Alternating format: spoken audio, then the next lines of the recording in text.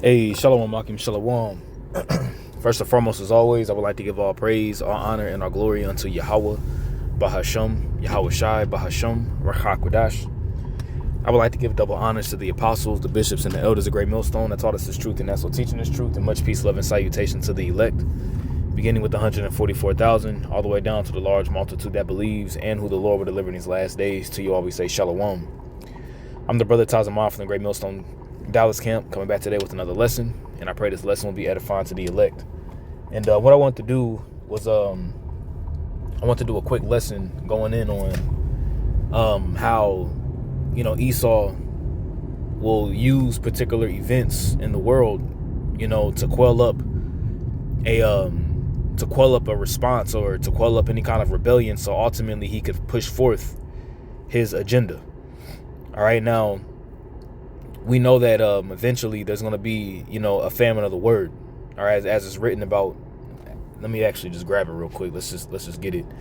There's going to be a famine of the word that's going to take place. Whereas this word, all right, us out in the highways and hedges preaching the gospel, that's no longer going to be something that we're going to be freely able to do here in a very, very near future. Okay, now ultimately it's prophecy. Okay, once again I have it here. This is the book of Amos, chapter 8. Verse 11, all right, it reads, it says, "Behold, the days come, saith the Lord Yahweh, that I will send a famine in the land, not a famine of bread, nor a thirst for water, but of hearing the words of Yahweh." See, so there's going to be a famine of the word. And remember, the scripture says in the book of Job that we esteem the words of Yahweh B'Shem Yahweh Shai more than our necessary food.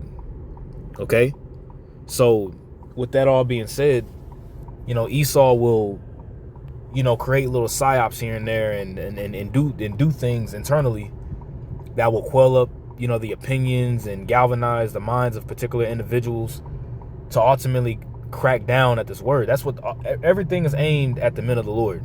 All right, all these things that you see Esau doing, this whole establishment of this beast system, this AI infrastructure, or him ultimately want to put a microchip inside of you, which is the mark of the beast.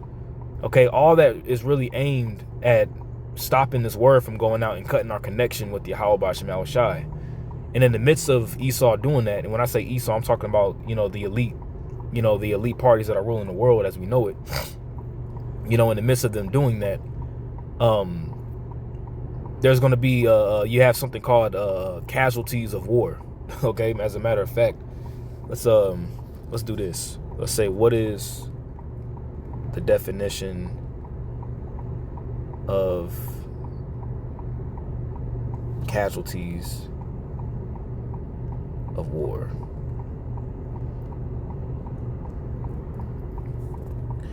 Casualties of war refers to individuals in a military conflict who are killed, wounded, captured, or missing.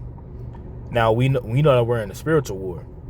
All right, and with us being in a spiritual war, all right, Esau is not afraid, or he ain't squeamish when it comes down to even taking out some of his own individuals to make a point.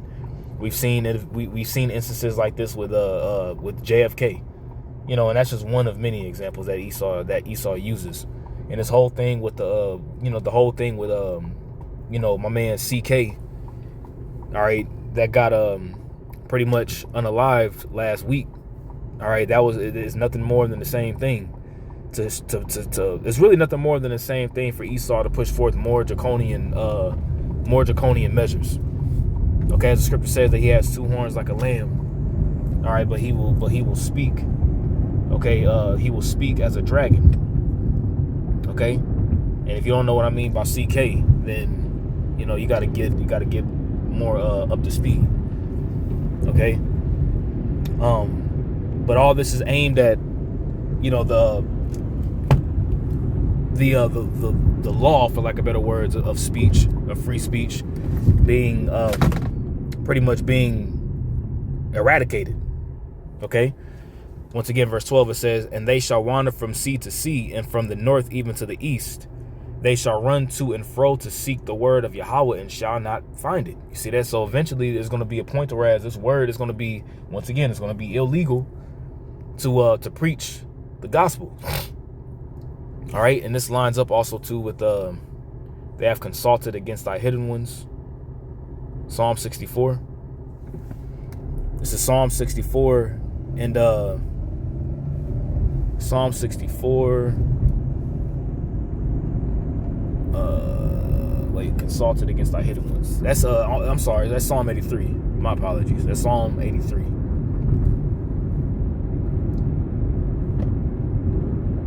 All right, let's get this real quick. Let's do it like this. Psalm 83.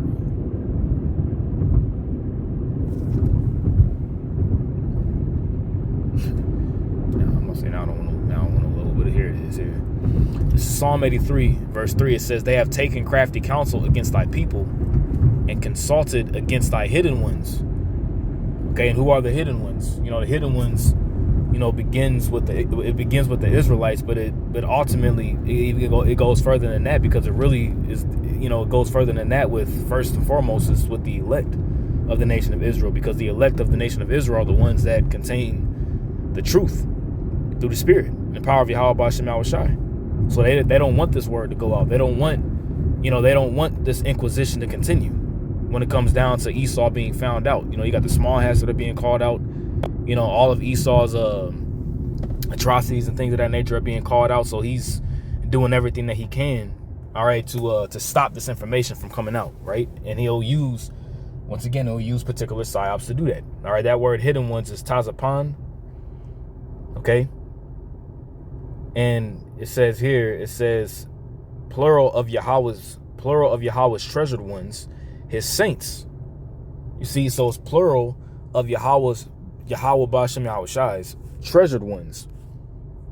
You see, once again, the nation of Israel is a peculiar people unto the Lord, but his peculiar treasure, his jewels, are the elect, as it's written in the book of Malachi. Okay? His saints. And the saints are the separated ones. And you can read who the saints are in Psalm 148. Okay, so once again, this whole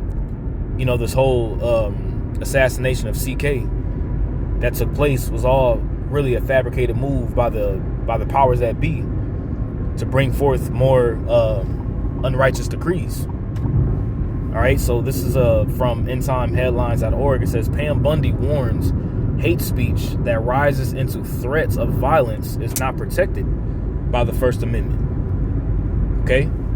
It's not protected by the First Amendment, because what's the First Amendment? The First Amendment is freedom of speech. And, Esau can use, the gospel, and they can use what we preach as a form of hate speech, because what ultimately are we preaching? We're preaching the downfall of America. We're preaching the downfall of Esau's system.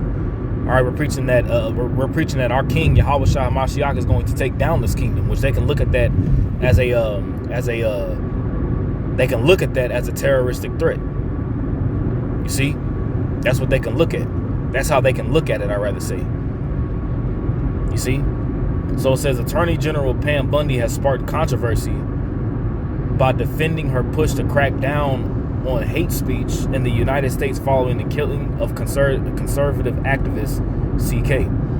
It says Bundy argues that threats of violence, which she categorizes as hate speech, are federal crimes and not protected under the First Amendment. That's why it's very, very important, to watch, what you say. To watch what you say and how you say things. Call hello Yahweh B'Shem Yahushai with time. We've gotten more seasoned with knowing how to speak. Because I've seen, instances, back then where bros were more younger or whatever the case may be. Before I was even, before the Lord even woke me up. But particular things that could be said, what Esau says, it says they can and will be used against you in the court of law. Now, ultimately, we're going to be numbered amongst the transgressors, and it's not going to be fair. They're going to pin all kinds of lies on us and things of that nature. They did the same thing to Yahweh Shai, But, the Yahweh Shai said that we got to be wise as serpents and harmless as doves. It says that we gotta have our conversation honest amongst the Gentiles, so that even though they speak evil against you, they will have no bad thing to really say about you. I think it's in Peter somewhere. All right, but they're going to make a man. Let me get that real quick. They are going to make a man an offender for a word, and they're using this situation as a catalyst to push forward with their agenda. Because at the end of the day, this whole thing with CK is what it is. You know what I mean? But once again, we look at as spiritual men. We look at the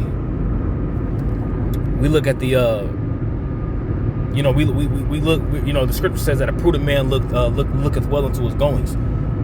You see, so we're already looking 4, 5, 6 steps ahead based upon what they want to do. While they're using this as a distraction, they're passing more laws right underneath your nose, man. This is Isaiah 29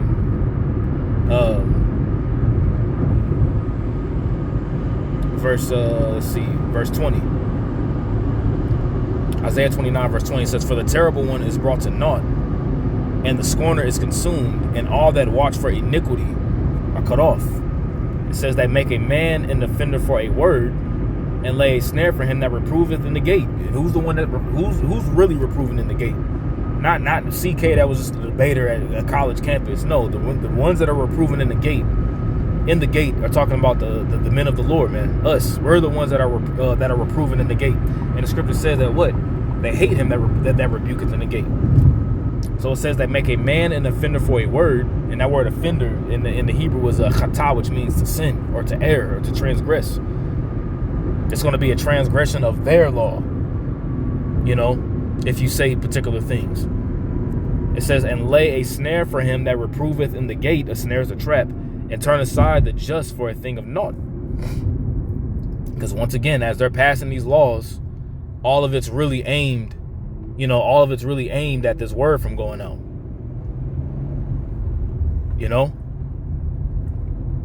It says, however, her stance has drawn sharp criticism from MAGA supporters who view it as an assault on free speech.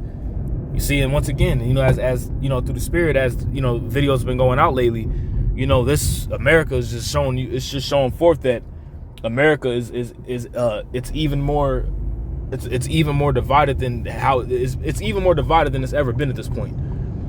But the prophecy states, the prophecy stated that in Daniel 2:44, or is it 4? I know it's in Daniel 2. It may not be verse 44. Let me just get it real quick.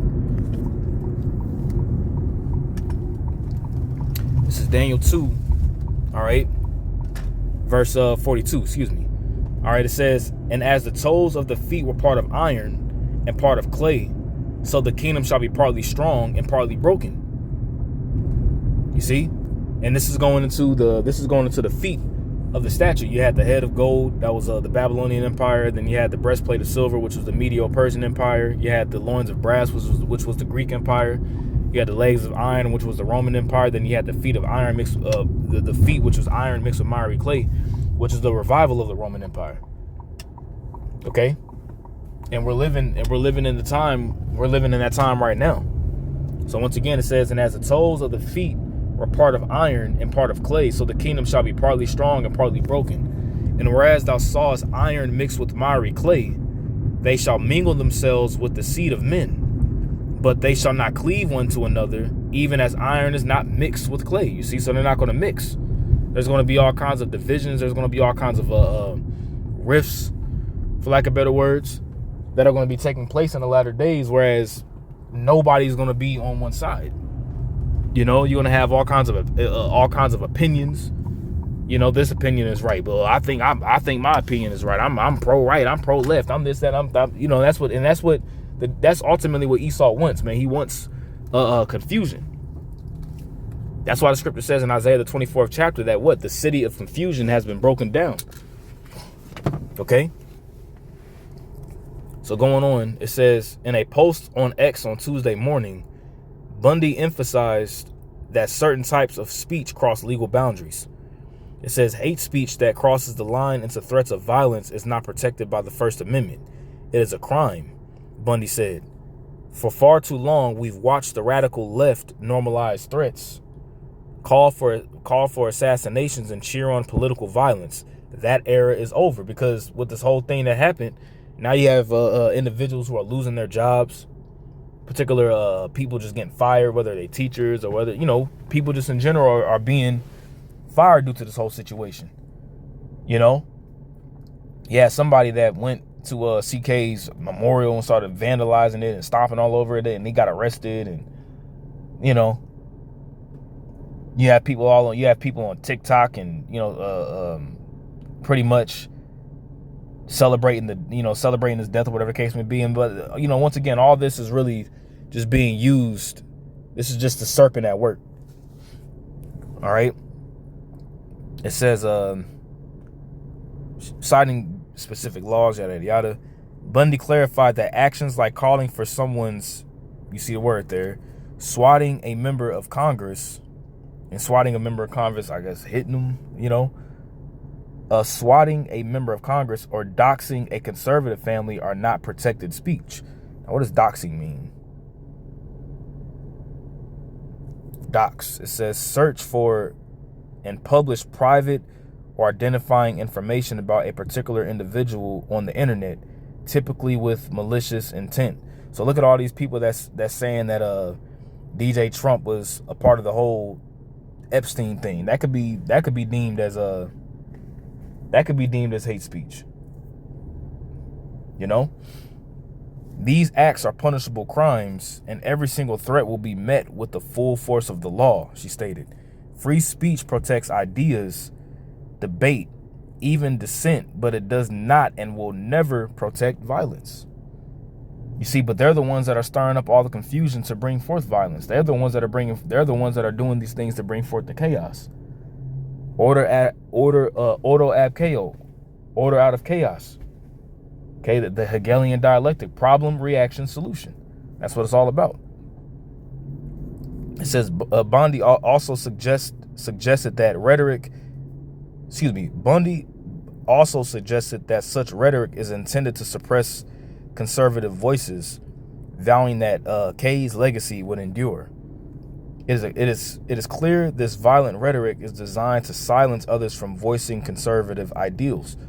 The whole right versus left, the right wing conservative, left wing liberal, that's all goes back to, two horns like a lamb, but spake as a dragon. It's all still part of the same beast. We will never be silenced, not for our families, nor not for our freedoms, and never for C. His legacy will not be erased for fear or intimidation. Let's see here. I'm not gonna read this whole thing. But that's mainly it. So these events that you see happening and these psychological operations that you see taking place, even though in the media, it's deemed as one thing, on the back end, it's a more sinister. It's on the back end, it's a more sinister motive, as it says in Micah the 2nd chapter. Woe unto them that work evil. Woe unto them that let me just get it real quick. And work evil upon their beds. Woe unto them that devise iniquity and work evil upon their beds. When the morning is light, they practice it because it's in the power of their hand. All right, Micah 2:1. You see, it's also written. Let's actually end it off on this one. Proverbs, the 4th chapter. He doesn't go to sleep unless he causes some to stumble. Let me see if it's a 4:16. Right, Proverbs chapter 4, verse 16. It says, "For they sleep not, except they have done mischief, and their sleep is taken away unless they cause some to fall." You see that? So their whole motive is to cause people to be, to stumble and to be destroyed based upon, the snares and gins and traps that they set. You see? But, I just wanted to just do a quick lesson on this article. I pray this lesson was edifying to the elect once again. I want to give all praise, honor, and glory unto Yahweh, Bahasham, Yahweh Shai, Bahasham, Rakakwadash. I would like to give double honors to the apostles, the bishops, and the elders, the great millstone that taught us his truth and that's what teaching his truth. And much peace, love, and salutation to the elect. Until next time, Lord willing, I say shalom.